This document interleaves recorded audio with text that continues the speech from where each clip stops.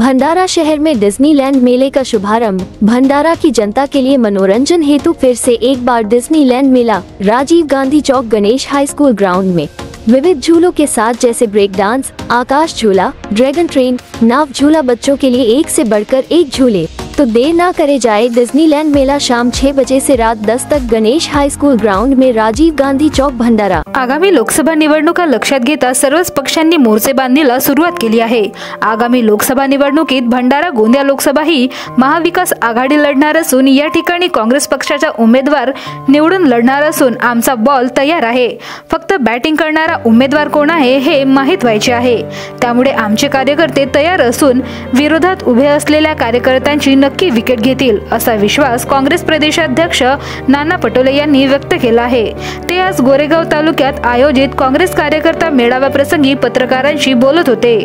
त्याप्रमाणे आपली इच्छा आहे का काय बघू आता कोण कोण काय लढतं। आता बॉल आमच्या हातात आहे, कोण खेळायला उतरलं त्याला रनआउट कसं करायचं की क्लीन बोल्ड कसं करायचं किंवा कॅच कशी करायची ते आम्ही ठरवू ना, पण अजून होऊ द्या। आता खेळ एवढा मैदानी होऊ द्या। लोकांची अपेक्षा आहे की जसं नाना होतं एक मोठे चेहरे आहेत, जसं नागपूर लढले आपण बघतो तशी लोकांची इच्छा असेल काय आपली? बघा, काँग्रेसकडे पर्याय खूप आहे, त्याच्यामुळे विरोधक काय करतात याच्यावर आमचं लक्ष आहे।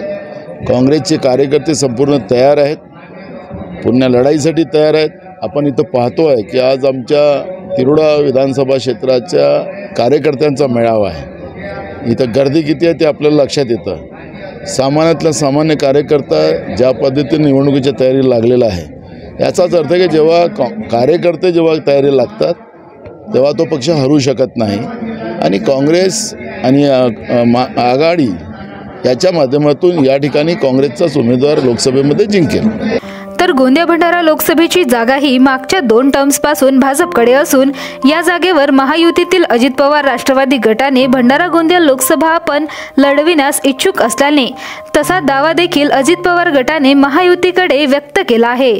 तर मागच्या 2 टर्म्स पासून ही जागा भाजपकडे असल्याने भाजप खासदार सुनील मेंढे हे आपल्याला पुन्हा पक्ष संधी देईल असा विश्वास खासदार सुनील मेंढे यांनी व्यक्त केला आहे।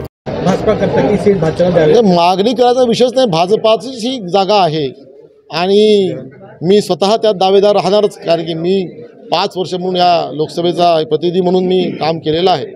त्यामुळे मागणी करायचा आणि दावा करण्याचा प्रश्नच उद्भवत नाही। तर तिकडे भाजपचे माजी मंत्री परिणय फुके यांनी देखील भंडारा गोंदिया लोकसभेची जागा लढण्याची इच्छा पक्षाकडे व्यक्त केली असल्याने आगामी लोकसभा निवडणुकीत महाविकास आघाडी विरुद्ध महायुती अशी या ठिकाणी लढत पाहायला मिळणार असून उमेदवार कोण असेल हे मात्र अद्यापही निश्चित नसले तरी काँग्रेस पक्ष विरोधात उभ्या असलेल्या उमेदवाराची विकेट मात्र नक्की घेईल असा विश्वास नाना पटोले यांनी व्यक्त केला आहे। त्यामुळे येत्या काळात काय होते हे पाहण्यासारखं असेल। भंडारा गोंदिया जिला वासियों के लिए खुशखबर है।